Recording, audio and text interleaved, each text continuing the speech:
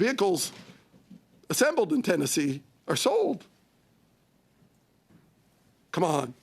Garnet, you must know where vehicles in Tennessee are sold. They're sold in the United States. Exactly.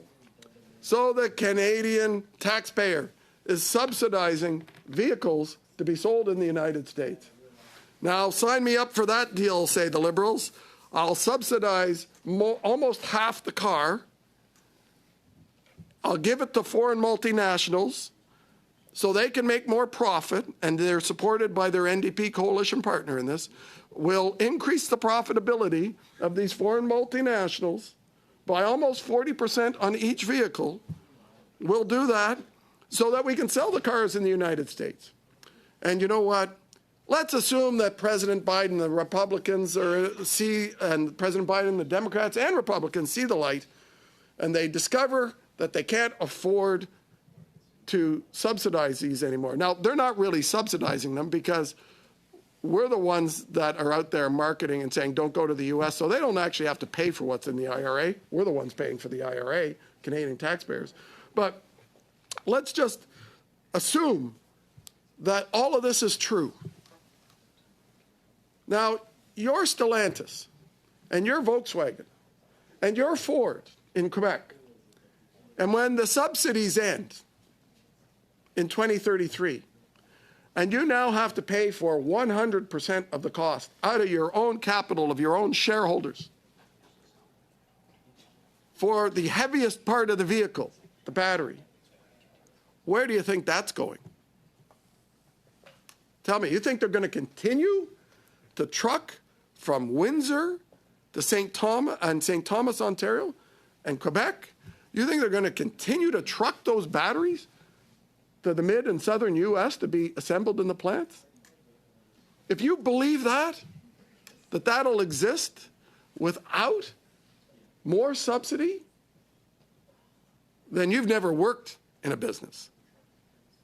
You've worked for a not-for-profit, maybe you've done good work at a not-for-profit and a community charity, but that wouldn't be the case of the way it goes on. It doesn't work that way. Once the subsidy ends, the biggest part of any kind of business like this, I was in the retail business for many years, large retailer, and the biggest cost to the people whose products we sold and to our operations was actually trucking the stuff around, moving the product, touching the product, moving it from place to place, putting it in an 18-wheeler. That's what costs money. That's what eats up your margin. And the last thing you want to do is touch the product and move it halfway across the North American continent to be put in another vehicle.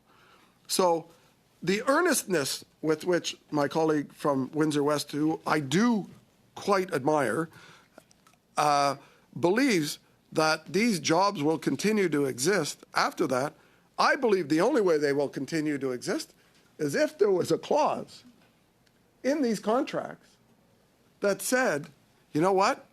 You have to pay back every dollar of these subsidies the minute you move this plant out of Canada. Now, anyone who knows how to negotiate a contract, now I'm not a lawyer, but I am a corporate strategist, marketer, been on boards. I would never let my company and my government sign a contract that says that after receiving $15 billion of taxpayer money, you're free to go. Adios. Don't let the door hit you on the way out. That's what this government has probably done in these contracts. Whoops, I forgot. I have to tell you, I had an ADM for industry in committee the other day on the Green Slush Fund scandal. You guys all know about that. It's yet another scandal. I've got a spreadsheet in the office trying to keep track of all these scandals.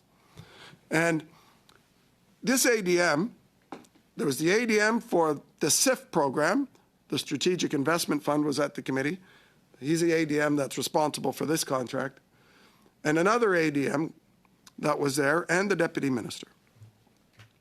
I like to call the SIF program the CIV program, more appropriate, because it's basically a liberal slush fund that goes out to any corporate partner they want to come in here to sell Canadians' IP off to the world in exchange for like Nokia to come to Ottawa, oh, please, give us a couple jobs and we'll give you $40 million.